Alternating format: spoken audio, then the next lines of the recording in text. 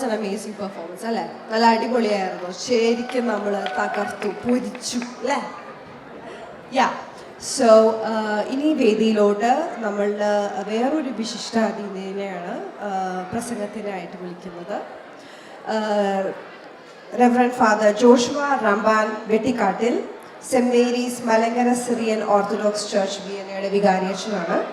And also Europe Diocese Secretary. Als nächstes rufen wir den Herrn Reverend Father Joshua Ramban Vettikalil, Vikar der St. Mary Malangara Syrian Orthodox Kirche in Wien und Sekretär der Diözese und der Europäischen Diözese, auf die Bühne für ein paar herzliche Worte. Danke vielmals. Thank you. Good evening to all. നിങ്ങളെല്ലാം ഇരുട്ടലാണ്. I hope you are all enjoying the happy moments and wonderful moments of the Tiruvanam, the happy Onam conducting by our Vienna Malayali Association.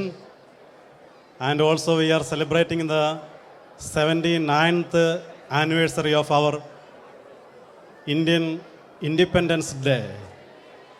All together, I hope you are all enjoying. 79 വർഷങ്ങൾ പിന്നിടുമ്പോൾ India വളരെയധികം ഒരു പോവർട്ടിയിൽ നിന്ന് ഏറ്റവും നന്മകളുടെ അല്ലെങ്കിൽ ഐശ്വര്യത്തിൻ്റെയൊക്കെ ഒരു തലങ്ങളിലേക്ക് ഇന്ന് വളർന്നുകൊണ്ടിരിക്കുകയാണ്. ബ്രിട്ടീഷ് ഗവൺമെൻറ് ഇന്ത്യയെ ഉപേക്ഷിച്ച് പോകുമ്പോൾ ഏകദേശം 90% of the Indian people are under the poverty level. Now we are growing and we are facing or standing before all the other nations. നമുക്കറിയാം, നമ്മളിന്ന് വളർന്നുകൊണ്ടിരിക്കുമ്പോൾ അതിൻ്റെയൊക്കെ പിന്നിൽ ഒത്തിരി ആളുകളുടെ ഒരു സഹനങ്ങൾ, ഒത്തിരി ആളുകളുടെ ജീവിതത്തിൻ്റെ സമർപ്പണങ്ങളെല്ലാം ഉണ്ട്. നമ്മളേറെ ആദരിക്കുന്നതായ നമ്മുടെ രാഷ്ട്രപിതാവ് മഹാത്മാഗാന്ധി, അതോടൊപ്പം തന്നെ കൂടെ പ്രവർത്തിച്ച എല്ലാവരും, നമുക്കറിയാം ഒത്തിരി പേരുടെ ജീവിത അർപ്പണത്തിൻ്റെയൊക്കെ ഒരു തലങ്ങളാണ് ഇന്ന് ഇന്ത്യ ഒരു സ്വാതന്ത്ര്യ ദിനത്തിലേക്ക് കടക്കാനിടയായിത്തീരുമ്പോൾ ഓർമ്മയിലേക്ക് വരാനിടയായിത്തീരുന്നത്. അതോടൊപ്പം തന്നെ നമുക്കറിയാം കേരളം ഇന്ന് നമ്മളിങ്ങനെ ഒരു ഓണം ആഘോഷിക്കാനിടയായി തരുമ്പോൾ when we are celebrating the Onam festival, that is one of our festival declared by our Kerala government on 1961 as the state festival of Kerala. കേരളത്തിൻ്റെ ഒരു ദേശീയ ഉത്സവമാണ് ഓണമെന്ന് പറയുമ്പോൾ പോലും അതിൻ്റെ പിന്നിൽ ഒത്തിരി ചരിത്രങ്ങൾ നിലനിൽക്കാനിടയായി തീരുന്നുണ്ട്. കേരളം എന്ന് പറയുന്നത് the Kerala is known as the people of Malayalis. They are speaking the Malayalam language. ആ മലയാളത്തിൻ്റെയൊക്കെ ഒത്തിരി പിന്നിൽ ഒത്തിരി ചരിത്രങ്ങൾ നിലനിൽക്കാനിടയായി തീരുന്നുണ്ട്. നമുക്കറിയാം, ഒരു ഓണ ആഘോഷത്തിൻ്റെയൊക്കെ ഏറ്റവും പാർട്ടായിട്ട് നമ്മുടെ മനസ്സിലെ സന്തോഷങ്ങളൊക്കെ എക്സ്പ്രസ് ചെയ്യാൻ സാധിക്കുന്നത് അതിനൊരു പ്രത്യേക ഒരു രീതിയിൽ നമ്മൾ എക്സ്പ്രസ് ചെയ്യാറുണ്ട്. നിങ്ങൾക്കിത് ഓർമ്മയുണ്ടോ എന്ന് അറിയാൻ പാടില്ല. നമ്മൾ സാധാരണ പറയുമ്പോൾ ആർപ്പോ ആർപ്പോ സന്തോഷം പോരാ. when we are expressing our pleasure and happiness through this word ആർപ്പോ ആണോ, നിങ്ങൾക്ക് സന്തോഷമുണ്ട്. കാരണം ആ സന്തോഷം ഓണമെന്ന് കേൾക്കുമ്പോൾ തന്നെ നമ്മുടെ ഹൃദയത്തിൻ്റെ ആഴങ്ങളിലേക്ക് കടന്നു വരുന്നത് ഒരു യൂണിറ്റി, നമ്മുടെ ഉള്ളിലെ ആ ഒരു ജാതി മതത്തിനൊക്കെ ഉപരിയായിട്ടുള്ളത് ഒരു ഐക്യത്തിൻ്റെയൊക്കെ ഒരു സന്ദേശം നമുക്കതിലൂടെ കാണാൻ സാധിക്കും. കാരണം അത് മലയാളത്തിൻ്റെ ഒരു പ്രത്യേകതയാണ്. മലയാളം എന്ന് പറയുമ്പോൾ കേരള സംസ്ഥാനത്തിൽ അത് സംസാരിക്കുന്ന ഭാഷ എന്നതിലുപരിയായിട്ട് അതിൻ്റെ പിന്നിൽ ഒരു ചരിത്രത്തിലൂടെ കടന്നു പോകാനിടയിൽ തരുമ്പോൾ ആദ്യം നമുക്കറിയാം, അനേക വർഷങ്ങൾക്ക് മുമ്പ് ഏകദേശം around BC 300 to AD 100, around 800, there was the language called a mingled language with Tamil. We are called as നിങ്ങൾക്ക് ആർക്കും അറിയാവോ ആ ഒരു മലയാള ഭാഷയെക്കുറിച്ച്? നിങ്ങൾക്ക് ആർക്കും അറിയത്തില്ല. മലയാളത്തിന് ഒത്തിരി ചരിത്രങ്ങളുണ്ട് അല്ലേ? ആ മലയാള ഭാഷ എന്ന് പറഞ്ഞിരിക്കുന്ന ഒത്തിരി മലയാള ഭാഷയിലേക്ക് കടക്കുന്നതിന് മുമ്പായിട്ട് തമിഴ് മിക്സ് ചെയ്ത ഒരു ഭാഷയായിരുന്നു കേരളത്തിലുണ്ടായിരുന്നത്. കേരളം എന്ന് പറയുന്നത് തന്നെ 1956 കേരളം അത് നിന്ന് കാണുന്നതായ രീതിയിൽ രൂപപ്പെട്ടത് നമുക്കറിയാം. അതിനു മുമ്പ് ഒത്തിരി കൊച്ചു രാജ്യങ്ങളായിരുന്നു.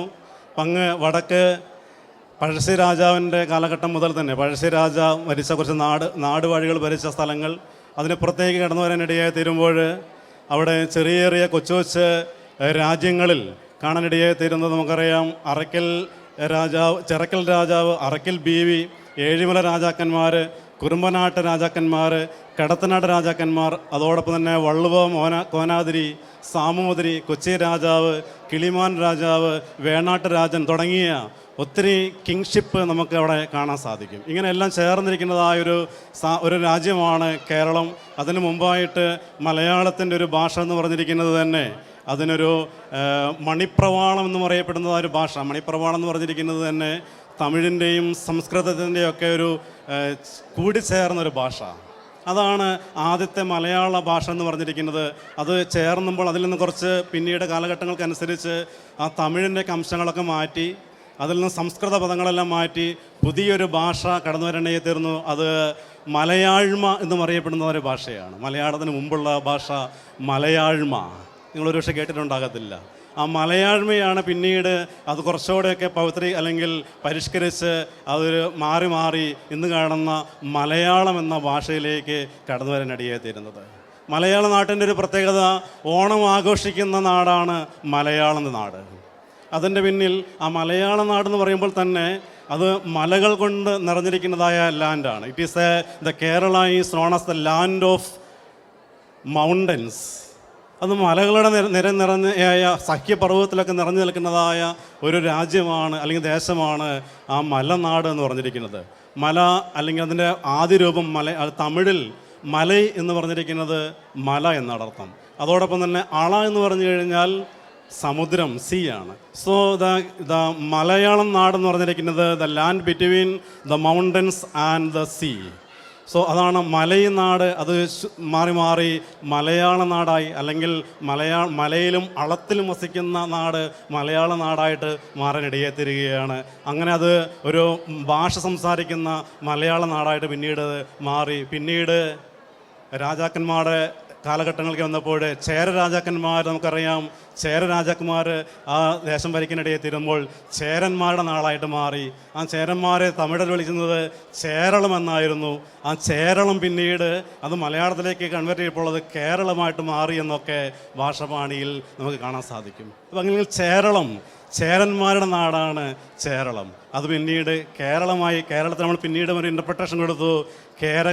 കേര വൃക്ഷങ്ങളുടെ ഇത് ലാൻഡ് ഓഫ് കോക്കനട്ട് എന്നൊക്കെ പറയപ്പെടുന്ന രീതിയിലേക്ക് കേരളത്തിന് പിന്നീട് അത് വർണ്ണിക്കാനിടയായി തീരുന്നതും നമുക്ക് കാണാൻ സാധിക്കും. അങ്ങനെയെങ്കിൽ അത് ഒരു ഭാഷ അല്ലെങ്കിൽ ഒരു കൊച്ചു രാജ്യങ്ങൾക്ക് ഉണ്ടായിരുന്ന നാട്ടു സാമ്രാജ്യങ്ങൾ ഉണ്ടായിരുന്നതിനപ്പുറം ഒന്നിച്ചു ചേരുന്ന ഒരു ശക്തി എന്ന് പറഞ്ഞിരിക്കുന്നത് ഓണമാണ്. ഓണാഘോഷം കാണാനിടയായി തീരുമ്പോൾ അത് ഇന്ന് കാണുന്ന ഈ ലെവലിലൊക്കെ അനേക വർഷങ്ങൾക്ക് മുമ്പ്, ഏകദേശം എനിക്ക് തോന്നുന്നു 1000-2000 വർഷങ്ങൾക്ക് മുമ്പ് തന്നെ ഒരുപക്ഷെ ഓണം ഉണ്ടാകാനിടയായി തീർന്നിട്ടുണ്ട്.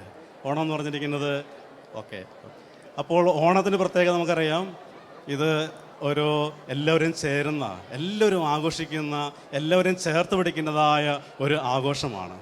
നമ്മളെപ്പോഴും പാടുന്നൊരു പാട്ടാണല്ലോ, മാവേലി നാടുവാണിടുങ്കാലം മനുഷ്യരെല്ലാവരും ഒന്നുപോലെ ആമോദത്തോടെ വസിക്കും കാലം ആപത്തൊന്നാർക്കുമില്ലെങ്ങും ഞാനും കള്ളപ്പാറയും ചെറുനാഴിയും കള്ളത്തരങ്ങൾ മറ്റൊന്നുമില്ല, കള്ളവുമില്ല ചതിവുമില്ല, എള്ളോളമില്ല പൊളിവചനം. അത് കള്ളത്തരമില്ലാത്ത, ചതിവില്ലാത്ത, ആർക്കും അസൂയമില്ലാത്ത ഒരു വലിയ ശക്തിയുടെ പേരാണ് ഓണം. അതൊരു റിലീജിയൻ്റെ പാർട്ടല്ല, ഒരു റിലീജിയനായിട്ട് അത് സ്വന്തമാക്കേണ്ട കാര്യമില്ല, മറിച്ച് അത് എല്ലാവരും ആഘോഷിക്കുന്ന, കള്ളത്തരങ്ങളില്ലാത്ത, ആ ഒരു ചെറുപ്പ വ്യത്യാസമില്ലാത്ത എല്ലാവരും ആഘോഷിക്കുന്ന ഒരു സന്തോഷത്തിൻ്റെ ദിവസമാണ് ഓണം. അതുകൊണ്ട് തന്നെ എല്ലാവർക്കും ആ സന്തോഷത്തിൻ്റെ, ആ വലിയ ഏറ്റക്കുറച്ചിലില്ലാത്ത ഒരു അനുഭവം നിങ്ങൾക്കെല്ലാം ഉണ്ടാകട്ടെ. ഓണത്തിൻ്റെ എല്ലാവിധ ആശംസകളും നേരുന്നു. എല്ലാവരും ഒരിക്കൽ കൂടി ഒരു ഗുഡ് ഈവനിങ് കൂടി. Thank you.